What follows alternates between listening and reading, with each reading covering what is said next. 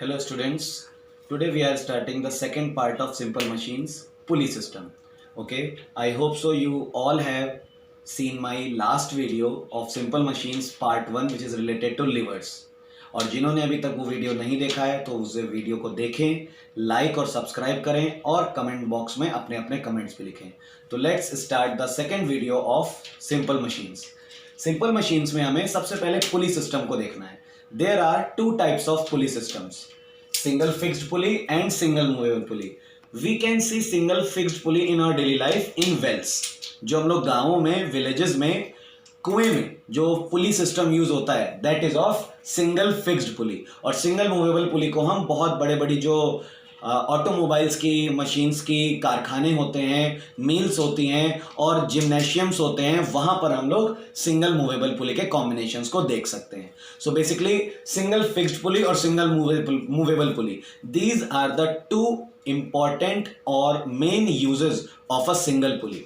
So we have to take three things in both type of pulleys: mechanical advantage, velocity ratio and efficiency. Okay, as we have discussed, there are always two cases arisen. First is of ideal case and second is of actual case. Ideal case में हमेशा हम लोग output energy को input energy के equal रखते हैं और सभी तरह के फ्रिक्शंस को नेग्लेक्ट रखते हैं. तो अगर हम आइडियल केस में बात करें सिंगल फिक्स्ड पुली की, तो मैकेनिकल एडवांटेज की वैल्यू आती है 1, वेलोसिटी रेशियो की वैल्यू आती है 1 और efficiency equals to 1 in ideal case. और यही चीज अगर हम एक्चुअल केस में बात करें तो मैकेनिकल एडवांटेज हो जाता है less than 1, velocity ratio same रहता है इक्वल्स टू 1. उसका रीजन क्या है, right now I am going to tell you. और बिकॉज मैकेनिकल एडवांटेज कम हो गया, velocity ratio as it is रहा, इसलिए एफिशिएंसी 1 से कम हो जाती है. नाउ जो कि मैं आपको बात बताने जा रहा हूं कि आइडियल केस में मैकेनिकल एडवांटेज 1 होता है और एक्चुअल केस में मैकेनिकल एडवांटेज 1 से कम होता है. उसके पीछे रीजन है फ्रिक्शन. हमेशा याद रखिएगा कि जब हम पुली में किसी भी रोप को उसके फिक्स्ड एक्सिस पर पुल आउट करते हैं, खींचते हैं, तो वहां पर हमेशा कुछ ना कुछ फ्रिक्शन प्रेजेंट रहता है. उस फ्रिक्शन की वजह से हमारा लगाया गया एफर्ट हमेशा लोड से थोड़ा बहुत ज्यादा हो जाता है. The value of effort is always little greater than the value of the load. और हम अच्छे से जानते हैं formula for mechanical advantage. Mechanical advantage का फॉर्मूला होता है लोड अपॉन एफर्ट. तो अगर लोड की वैल्यू एफर्ट की वैल्यू से कम होगी than the mechanical advantage will become less than 1. और यही होता है इस केस में. Due to friction the load becomes less than the effort. Effort की वैल्यू ज्यादा होती है, लोड की वैल्यू कम हो जाती है. अब यही चीज हम बात करते हैं सिंगल मूवेबल पुली में. सिंगल मूवेबल पुली के अगर हम आइडियल केस की बात करें तो यहां पर मैकेनिकल एडवांटेज होता है 2, वेलोसिटी रेशियो होता है 2, एफिशिएंसी होती है 1 और 100% आइडियल केस में. अब अगर हम बात करते हैं सिंगल मूवेबल पुली के एक्चुअल केस की, तो इस कंडीशन में मैकेनिकल एडवांटेज पर अगेन इफेक्ट पड़ेगा और वो 2 से कम हो जाएगा. वेलोसिटी रेशियो रिमेन सेम 2 ही रहेगा क्योंकि मैकेनिकल एडवांटेज कम हो रहा है, इसलिए एफिशिएंसी की वैल्यू में भी कमी हो जाएगी और वो लेस देन 1 या फिर लेस देन 100% हो जाएगी. और सिंगल मूवेबल पुली में मैकेनिकल एडवांटेज के कम होने के 2 रीजंस हैं. First reason due to friction, जो रीजन सिंगल फिक्स्ड पुली में था, और सेकेंड रीजन होता है weight of pulley and spring. क्योंकि जब हम सिंगल मूवेबल पुली की बात करते हैं तो उसमें हम लोग एफर्ट को लगाते हैं लोड को रेस करने के साथ साथ वहां पर पुली और स्ट्रिंग उसे भी हमें उठाना पड़ता है. तो पुली और स्ट्रिंग वेटलेस तो हो नहीं सकती हैं, उनका खुद का भी वेट एक्ट करेगा. तो जिस वजह से ये 2 reasons, first reason is due to friction and second reason due to the weight of pulley and string, इन दोनों रीजंस की वजह से यहां पर मैकेनिकल एडवांटेज 2 से कम का हो जाता है. This is the basic difference between these 2 pulleys, single fixed pulley and single movable pulley. Now if we have studied that, जैसे कि हमने पढ़ा सिंगल फिक्स्ड पुली का मैकेनिकल एडवांटेज 1 रहता है आइडियल केस में और एक्चुअल केस में वो 1 से कम हो जाता है. तो जब मैकेनिकल एडवांटेज 1 से कम हो गया तो आखिर उस मशीन का फिर हमारे लिए फायदा क्या? What is the advantage of single fixed pulley? So yes, इसका एक बहुत जरूरी एडवांटेज है, वो ये है कि जब हम सिंगल फिक्स्ड पुली की हेल्प से किसी भी ऑब्जेक्ट को रेस करते हैं तो जो हमारे एफर्ट की डायरेक्शन होती है दैट इज कन्वीनियंट. आपने देखा होगा कि जब हम कुएं से पानी निकालते हैं तो कुएं से पानी निकालते समय बकेट ऊपर आती है बट हमारा एफर्ट हमेशा डाउनवर्ड्स होता है. इसका मतलब अर्थ की ग्रेविटी के साथ. और अगर हम directly without using single fixed पुली उस बकेट को निकालेंगे तो हमें एफर्ट लगाना पड़ेगा अपवर्ड डायरेक्शन में, मतलब ग्रेविटी के अगेंस्ट। तो इसका मतलब क्लियर हो गया कि सिंगल फिक्स्ड पुली भले ही हमें मैकेनिकल एडवांटेज 1 से कम का दे एक्चुअल केस में, लेकिन वो डायरेक्शन हमेशा कन्वीनियंट प्रोवाइड कराएगी। इसी तरह जब हम बात करते हैं कि सिंगल मूवेबल पुली का क्या एडवांटेज है, तो ये जो एडवांटेज सिंगल फिक्स्ड पुली का है वो तो हमें यहां पर नहीं मिल पाएगा। यहां पर फोर्स की डायरेक्शन तो कन्वीनियंट नहीं रहेगी, लेकिन यहां पर मैकेनिकल एडवांटेज हमें 2 का मिलता है। तो 2 का मैकेनिकल एडवांटेज का मतलब क्या हुआ वो देखिए, mechanical advantage is equal to 2। Formula for mechanical advantage load upon effort, इसका मतलब है load upon effort is equal to 2, cross multiply कराएंगे तो 2E is equal to L। तो जो एफर्ट की वैल्यू आ रही है वो कितनी आ रही है, हाफ ऑफ द लोड। मतलब अगर 50 न्यूटन का कोई लोड है तो उसे हमें रेस करने के लिए सिर्फ 25 न्यूटन का एफर्ट अप्लाई करना होगा। So this is the basic advantage of single movable पुली।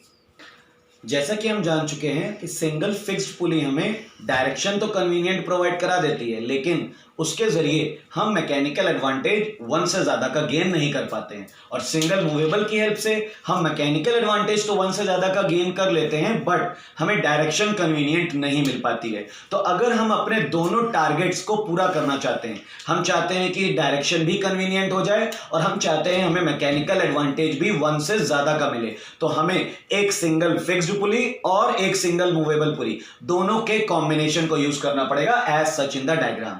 जैसा कि आप डायग्राम में देख रहे हो, ये एक सिंगल मूवेबल पुली है और ये एक सिंगल फिक्स्ड पुली है। तो यहां पर जो हमें मैकेनिकल एडवांटेज मिलेगा that will be greater than 1। यहां हमें मैकेनिकल एडवांटेज 1 से ज्यादा का मिलेगा।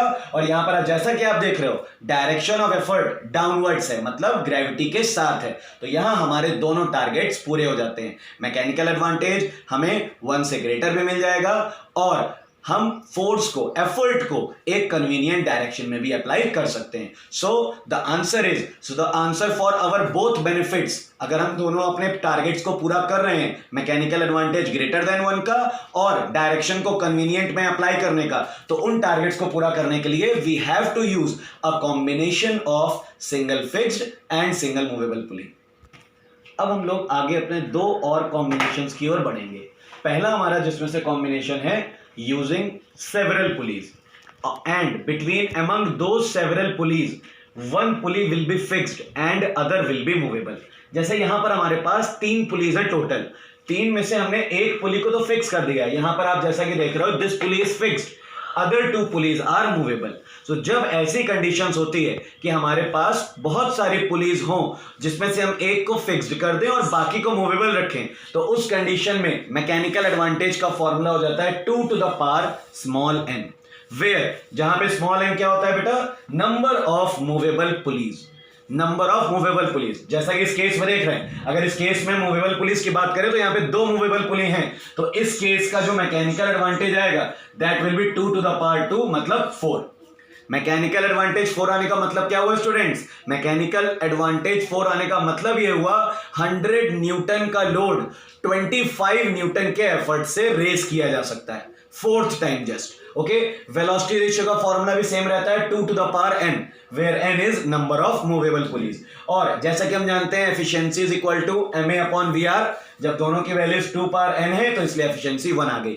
ये जो तीनों बातें हमने की हैं ये किस केस के लिए है बेटा, आइडियल केस के लिए। अगर हम यही चीज एक्चुअल केस में करें तो वेलोसिटी रेशियो के साथ तो किसी भी तरह के चेंजेस नहीं होंगे, but mechanical advantage reduced due to friction, due to the weight of the pulley and string, all those factors reduces the mechanical advantage। और जब मैकेनिकल एडवांटेज कम हो जाता है, velocity ratio as it is रहती है, तो जो एफिशिएंसी आएगी वो भी 1 से कम हो जाएगी। सो ये 3 वैल्यूज जो हमें दिख रही हैं, these are in ideal case. और एक्चुअल केस में वेलोसिटी रेशियो पर कोई इफेक्ट नहीं पड़ेगा, लेकिन मैकेनिकल एडवांटेज कम हो जाएगा जिसकी वजह से एफिशिएंसी भी कम हो जाएगी। अगला कॉम्बिनेशन जो हम पढ़ने जा रहे हैं that is block and tackle system.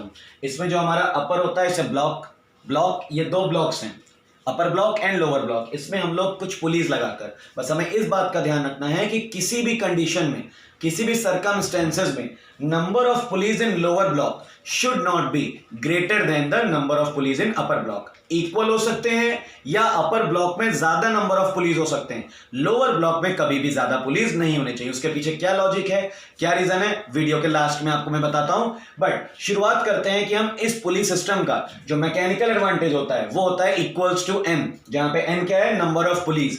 जैसा कि हम देख रहे हैं इसमें 4 पुलिस हम लोग लेकर चल रहे हैं, तो इसलिए इसका मैकेनिकल एडवांटेज कितना हो जाएगा, 4। वेलोसिटी रेशियो का formula small m, where n is number of police, hence velocity ratio also becomes 4। और एफिशिएंसी का फॉर्मूला ma/vr, n/n 1 और 100%। ये तीनों हमने किस केस में बात की है बेटा, आइडियल केस में। अगर एक्चुअल केस की बात करेंगे तो एक्चुअल केस में सिर्फ मैकेनिकल एडवांटेज की वैल्यू लेस हो जाएगी, कम हो जाएगी, बाकी velocity ratio as it is रहेगा। और जब मैकेनिकल एडवांटेज की वैल्यू कम होती है, velocity ratio as it is रहता है, तो एफिशिएंसी की वैल्यू जरूर 1 से कम हो जाती है। आपको एग्जाम के दौरान या इस कॉन्सेप्ट में सबसे ज्यादा ध्यान किस बात का रखना है, वो है टेंशंस। जैसा कि आप देख रहे हो यहाँ एरोज लगे हुए हैं टेंशंस के लिए। तो अगर हम लोग 4 पुलिस का ब्लॉक एंड टैकल सिस्टम ले रहे हैं तो यहाँ पर 4 टेंशंस तो सिर्फ लोड के लिए हमें दिखाने हैं, क्योंकि लोड की डायरेक्शन डाउनवर्ड्स है। तो इसलिए इन स्ट्रिंग्स पर 4 टेंशंस आप स्पेशली अलग अलग स्ट्रिंग पर अलग अलग टेंशन रिप्रेजेंट करोगे। और एक जो फोर्स दूसरा है एफर्ट, जिसकी डायरेक्शन डाउनवर्ड है, उसके ऑपोजिट डायरेक्शन में एक टेंशन आपको दिखाना है, क्योंकि टेंशन फोर्स तभी लगता है जब किसी स्ट्रिंग पर हम फोर्स अप्लाई करते हैं। तो इसी तरह अगर 5 पुलिस का ब्लॉक एंड टैकल सिस्टम लेंगे तो उसमें जो ये 4 टेंशन हमें यहां पर दिख रहे हैं, 4 की जगह उस सिस्टम में हमें 5 टेंशन दिखाने होंगे। तो इस तरह हम कह सकते हैं कि ब्लॉक एंड टैकल सिस्टम में जो सबसे ज्यादा जरूरी बात है याद रखने वाली, वो है उसके डायग्राम में टेंशंस की डायरेक्शन को प्रॉपरली एरो के साथ। अगेन आप याद रखेंगे हमेशा कि किसी भी ब्लॉक एंड टैकल सिस्टम की पुलिस सिस्टम का mechanical advantage is equal to होता है n, velocity ratio is equal to n, where n of number of total pulleys. अगर मैकेनिकल एडवांटेज हम 5 कह रहे हैं किसी ब्लॉक एंड टैकल का, तो इसका मतलब है उस ब्लॉक एंड टैकल सिस्टम में 5 पुलिस होंगी। और अगर किसी ब्लॉक एंड टैकल सिस्टम का मैकेनिकल एडवांटेज 4 है तो इसका मतलब वहां पर 4 पुलिस होंगी। और याद रखिए मैकेनिकल एडवांटेज एक ऐसी क्वांटिटी है जो कम या ज्यादा कम हो सकती है, बट वेलोसिटी रेशियो कभी कम ज्यादा नहीं होगी। वो जितनी आइडियल केस में होती है उतनी ही एक्चुअल केस में रहेगी। और एफिशिएंसी मैकेनिकल एडवांटेज के अकॉर्डिंगली चेंज होती रहती है। एफिशिएंसी 1 से कभी भी ज्यादा तो किसी भी मशीन की नहीं जा सकती, और इक्वल्स टू 1 भी सिर्फ और सिर्फ आइडियल केस में होती है। बाकी अगर हम एक्चुअली बात करें तो हमेशा एफिशिएंसी 1 से कम हो जाती है। Now the last concept of this chapter is how to increase the efficiency of a block and tackle system. किसी भी ब्लॉक एंड टैकल सिस्टम की अगर हम एफिशिएंसी को ग्रेटर रखना चाहते हैं, ऑब्वियसली 1 तो कभी भी इक्वल 1 के इक्वल को कभी नहीं हो सकती है, बट क्या रीजंस हैं जिसकी वजह से हम लोग यहां पर अपनी एफिशिएंसी को, ब्लॉक एंड टैकल सिस्टम की एफिशिएंसी को कोशिश करके ज्यादा से ज्यादा रखें, वो ये 2 मेथड्स हैं। The first method is use of lubricants to reduce friction. जो पुली बियरिंग्स में फ्रिक्शन प्रेजेंट होता है उसे हम मिनिमाइज कर सकते हैं, कम से कम कर सकते हैं लुब्रिकेंट्स का यूज करके, ग्रीसिंग और ऑयलिंग करके। और जो दूसरा काम है, दूसरा जरूरी काम है मिनिमाइज करने का, एफिशिएंसी को इंक्रीज करने का, वो है लोअर ब्लॉक में कम से कम पुलिस रखकर। कम से कम का मतलब ये नहीं है कि हम लोअर ब्लॉक में 1 रख दें और 4 रख दें अपर ब्लॉक में, ऐसा तो कभी नहीं हो सकता। बट कंपेयर जब हम कराएंगे तो इक्वल तक तो पहुंच जाएगा। जैसे अगर आपके पास 4 पुलिस हैं और आप सोच रहे हो ऊपर वाले में 3 रख दो, नीचे वाले में 1 रख दो, तो आप गलत हो। ऊपर वाले में भी 2 रखोगे आप, नीचे वाले में भी 2 रखोगे। अगर आपके पास 5 पुलिस हैं तब आप ऊपर वाले में 3, अपर ब्लॉक में 3 और लोअर ब्लॉक में 2 रख दोगे। तो ये सिस्टम्स हैं जिस वजह से हम लोग, ये 2 तरीके हैं जिनकी वजह से हम एफिशिएंसी को बढ़ा सकते हैं किसी भी ब्लॉक एंड टैकल सिस्टम की।